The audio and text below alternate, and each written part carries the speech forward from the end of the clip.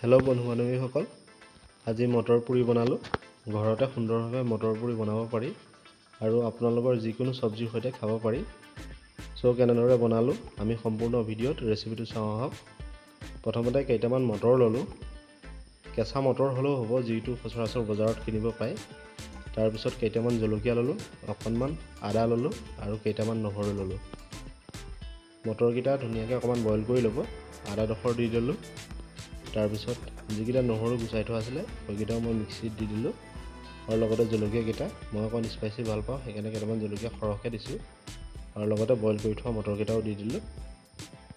দিয়াৰ পিছত ধুনীয়াকৈ মিক্সিৰ ঢাকনি মাৰি দিলোঁ। মাৰি দিয়াৰ পিছত ধুনীয়াকৈ মিক্স আপ কৰি ল'লোঁ। আপোনালোকেও সুন্দৰভাৱে এনেদৰে মিক্স আপ কৰি ল'ব।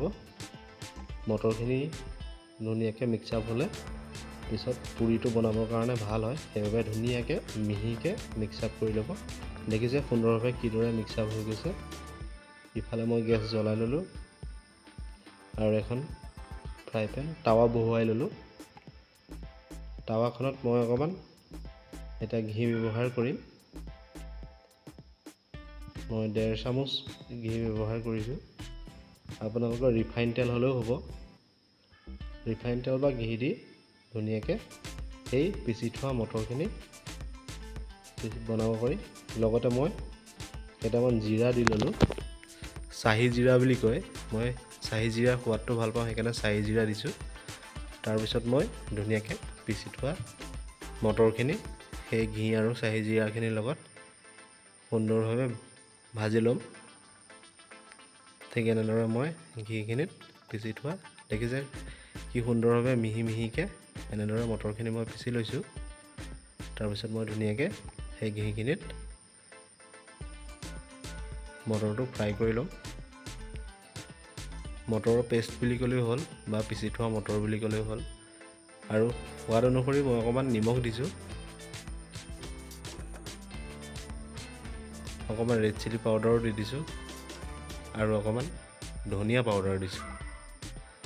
জিৰা পাউডাৰ দিয়া নাই কাৰণ মই চাহী জিৰা আগতে ব্যৱহাৰ কৰিছোঁ আৰু সোৱাদৰ কাৰণে অকণমান মই খাই চাইছোঁ, খুব সুন্দৰ হৈছে। ঠিক এনেদৰে অকণমান সময় ভাজি ল'ম যাতে কেঁচা মটৰ, যিবিলাক বস্তু মই কেঁচাকৈ ব্যৱহাৰ কৰিছিলোঁ সেইবিলাকৰ সোৱাদ নাইকিয়া হ'বৰ কাৰণে মই অকণমান ফ্ৰাই কৰি লৈছোঁ, মানে ভাজি লৈছোঁ মটৰখিনি। মটৰৰ পেষ্টটো অকণমান ঘিউখিনিতে ভাজি লৈছোঁ যাতে কেঁচা সোৱাদটো নাইকিয়া হয়। ফাইনেলি হৈ গ'ল। তাৰপিছত মই এটা বটোৱা ল'লোঁ বা যিকোনো ব্যৱহাৰ কৰিব পাৰে। তাত মই আটা দিলোঁ। আটা দি লাষ্টত শেষত অকণমান ময়দা দিলোঁ। দিয়াৰ পিছত নিমখটো আপোনালোকৰ সোৱাদ অনুসৰি নিমখটো দিব। ময়ো অকণমান নিমখ দি ল'লোঁ। নিমখটো দিয়াৰ পিছত মই অকণমান ৰিফাইন তেল ব্যৱহাৰ কৰিছোঁ। 1.5 চামুচমান ৰিফাইন তেল ব্যৱহাৰ কৰিছোঁ ছফ্ট হ'বৰ কাৰণে, আৰু 1.5 চামুচমান চেনি ব্যৱহাৰ কৰিছোঁ অকণমান মিঠা হ'বৰ কাৰণে। আৰু ঠিক এনেদৰে গোটেইখিনি বস্তু দিয়াৰ পিছত সানমিহলি কৰি লৈছোঁ আটাটো। তাৰপিছত মই সেই অনুপাতে পানী ব্যৱহাৰ কৰিছোঁ। পানী ব্যৱহাৰ কৰি ধুনীয়াকৈ মই এতিয়া আটাটো সানমিহলি কৰি ল'ম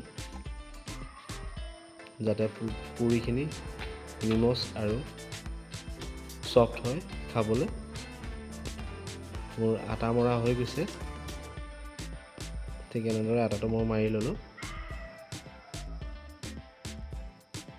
আটাখিনি সুন্দৰভাৱে মাৰি লোৱাৰ পিছত পুৰি বা পৰঠাৰ সোৱাদেই বেলেগ হয়, সেইবাবে সুন্দৰভাৱে আটাটো অকণমান মঠি ল'ব লাগে। ফাইনেলি মোৰ আটা মৰা হৈ গৈছে। এতিয়া মই 5 মিনিটমানৰ কাৰণে ৰাখি দিম আটাটো।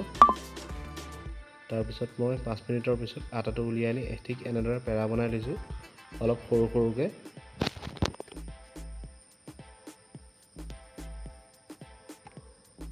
ফাইনেলি মোৰ আটাৰ পেৰা ৰেডি হৈ গৈছে। পুৰি বনাম যিহেতু অকণমান সৰু সৰুকৈ বনোৱা হৈছে আটাৰ পেৰাকেইটা। তাৰপিছত মই সেই মটৰৰ পেষ্টটো ফ্ৰাই কৰি লোৱাৰ পিছত ঠাণ্ডা হ'বলৈ দিলোঁ। ঠাণ্ডা হোৱাৰ পিছত ঠিক এনেদৰে সৰু সৰুকৈ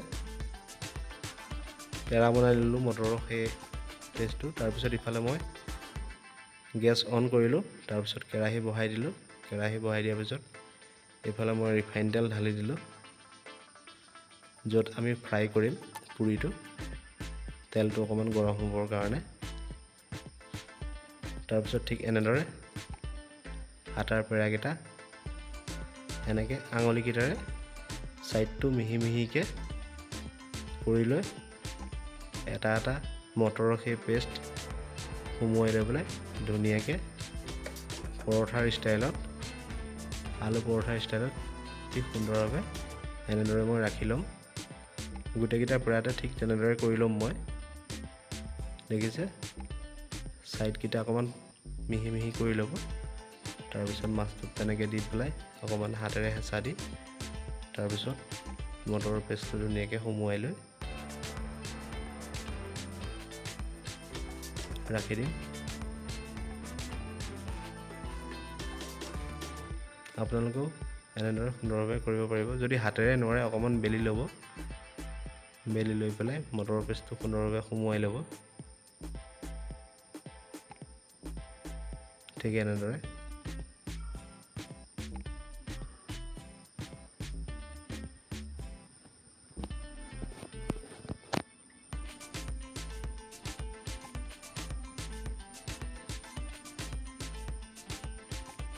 ময়ো সেই যিকেইটা পেৰা বেলি লৈছিলোঁ সেই গোটেইকেইটা পেৰাত ঠিক এনেদৰে কৰি লৈ মটৰৰ পেষ্টটো সুন্দৰভাৱে সুমুৱাই লৈ পেৰাটোৰ ভিতৰত ঠিক এনেদৰে ৰাখি ল'ম, যাতে পিছত বেলিবলৈ সহজ হয়। আৰু ঠিক তেনেদৰে অকণমান য'ত বেলিব তাত অকণমান ৰিফাইন তেল লগাই ল'ব। ৰিফাইন তেল লগাই লোৱাৰ পিছত আপোনালোকৰ বেলিবলৈ অকণমান সহজ হ'ব। সেইকাৰণে মই অকণমান ৰিফাইন তেল ব্যৱহাৰ কৰিছোঁ। কৰি লৈ ধুনীয়াকৈ ভিতৰত মটৰ সুমুৱাই থোৱা পুৰিটো ঠিক এনেদৰে বেলি লৈছোঁ।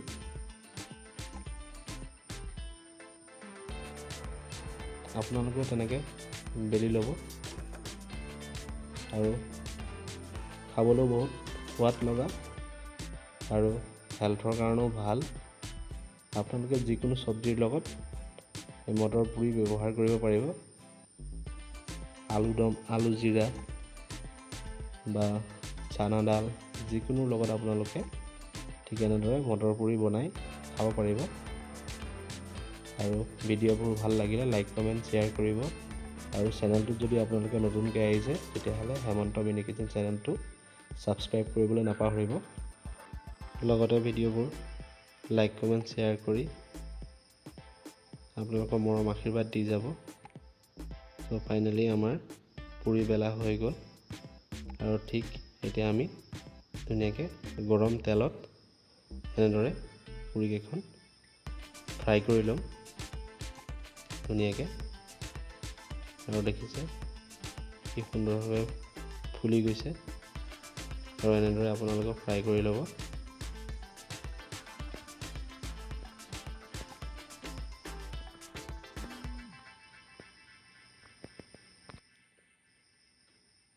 ইয়াৰ পিছত দ্বিতীয়খন পুৰি মই ঠিক এনেদৰে দি লৈছোঁ।